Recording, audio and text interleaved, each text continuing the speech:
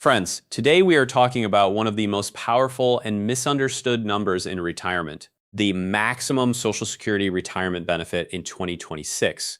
That number can reach $5,181 per month. Now, the moment people hear that, they usually react in one of two ways. Either they say, "That sounds amazing, how do I get it?" Or they say, "There is no way anyone actually receives that." The truth is that the maximum is real, but only a small slice of retirees can qualify for something that high because Social Security does not hand out the maximum by accident. It is the result of very specific choices and a very specific earnings history. So in this video, I am going to explain who actually qualifies, why most retirees receive much less, what difference claiming age makes, and the 6 checks you should make now if you want the highest benefit you can realistically earn. And if you are not subscribed yet, hit that button because these are exactly the decisions that shape retirement for decades. The wrong assumption at 62 can lower a check for life. The right decision at the right time can increase income every single month for the rest of retirement.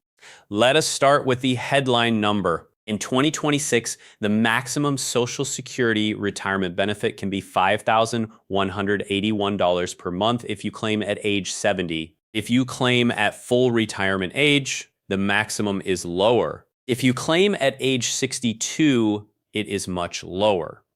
That brings us to the first thing everyone needs to understand. Check number 1. The maximum benefit depends heavily on the age you claim. Social Security is not one fixed amount.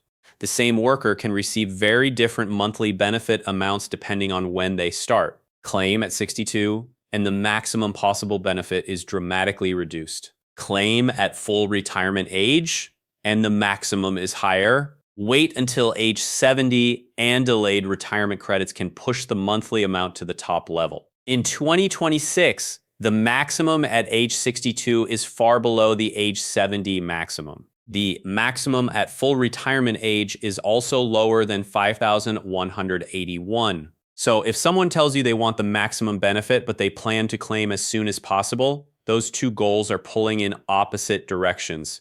Check number 2, to reach the maximum, you generally need a very strong earnings record for a very long time. Social Security is based on your highest 35 years of wage-indexed earnings. If you have fewer than 35 years of earnings, zeros are added into the formula. If many of your working years were modest, the average is lower. If you want a benefit near the maximum, you typically need to earn at or above the Social Security taxable maximum for many years, often for a full 35-year career. That means this is not only about claiming age, it is also about earnings history.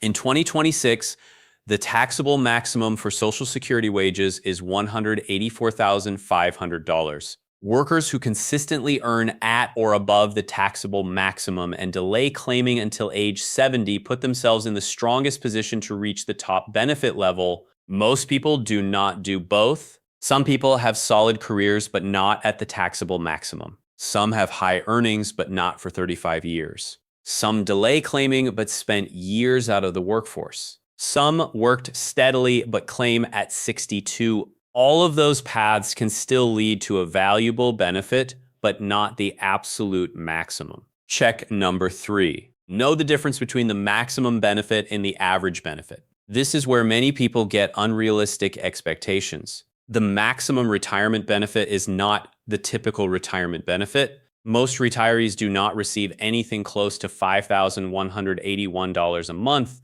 The average retired worker receives much less. So do not look at the maximum and assume something has gone wrong if your estimate is nowhere near it. The maximum is useful because it shows what is possible under ideal conditions, but your personal goal should not be to chase a headline number blindly. Your goal should be to make sure you are getting every dollar your own work record entitles you to. Check number 4, review your earnings record now, not after you file. This is one of the most important things younger workers and pre-retirees can do. Go to your My Social Security account and review your earnings record year by year. If there is a missing year, a low year that looks wrong, or wages that do not match your records, fix it now while documents are easier to find. Why does this matter? Because even one bad year on the record can reduce the average used in your benefit calculation. If you wait until you are ready to claim, it may be harder to find old W-2 forms, tax returns, or payroll records. And remember, Social Security uses your 35 highest years. Every strong earnings year has the potential to replace a weaker year or a zero. That leads to check number 5. Understand whether working longer could meaningfully increase your benefit. Many people think once they hit their 60s, the math is basically locked in. Not always. If your recent earnings are stronger than some of your earlier earnings, another year or two of work can replace lower years in the 35-year formula. That can increase the benefit amount even before you factor in a later claiming age. This is especially relevant for people who had years of low earnings early in life, time out of the workforce, or a career that peaked later. For them, working longer can help in 2 ways. It can improve the earnings formula and it can allow them to claim later. Check number 6. Do not confuse your own maximum benefit with spousal or survivor rules. A lot of retirees hear a large Social Security number and start blending together retirement benefits, spousal benefits, and survivor benefits. These are related but not identical. The $5,181 figure we are discussing is about a worker's own retirement benefit under the right conditions. Spousal benefits have different limits. Survivor benefits follow different rules. So if you are planning as a married couple or widowed spouse, you need to understand which type of benefit you are talking about. Now let us talk about the practical question everyone asks. Who actually qualifies? In plain English, the people most likely to qualify for something near the 2026 maximum are those who did all of the following. They earned at or above the Social Security taxable maximum for many years. They built a full 35-year work record. They did not have long strings of 0 or very low earnings years in the calculation. And they delayed claiming until age 70. That is a very specific profile. It describes some executives, high-earning professionals, business owners with consistent reported earnings, and other long-career high earners. It does not describe the typical retiree. That is why the maximum benefit is real but rare. Now, here is the bigger lesson. Even if you will never reach the maximum, the same principles that create the maximum can still help you improve your own benefit. Claiming later can increase your monthly amount. Working longer can replace lower earning years. Checking your earnings record can prevent underpayments, and understanding the formula can stop you from claiming too early without realizing the permanent cost. Let me give you a simple example. Suppose someone claims at 62 because they are tired of working and they assume they can always adjust later. They cannot. The reduction for early claiming is generally permanent. On the other hand, someone who waits until full retirement age avoids that reduction. Someone who waits until 70 gets delayed retirement credits on top of that. This is why claiming age is such a huge lever. Another example, suppose someone worked 30 years and then left the workforce. Social Security still needs 35 years for the formula, so 5 zeros may be included. If that person later returns to work for 5 decent years, those new years can replace zeros and raise the average. That matters. Or suppose someone had an employer reporting error years ago. If that is never corrected, the worker may receive less than they earned. That matters too. So do not turn this topic into a comparison game.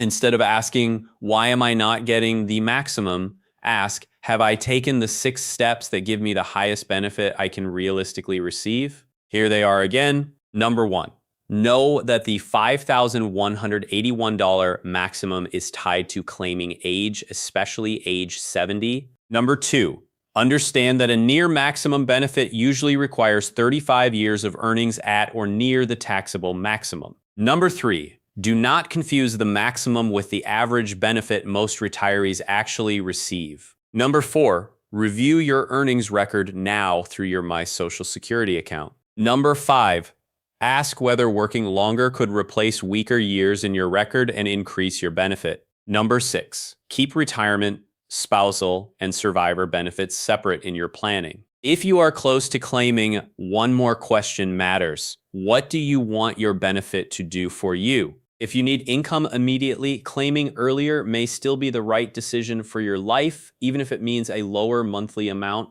If you have other income and want the highest possible lifetime check, delaying may make more sense. There is no single answer for everyone, but there is a right process. Understand the trade-offs before you file. Because once the decision is made, the monthly amount becomes the foundation of retirement.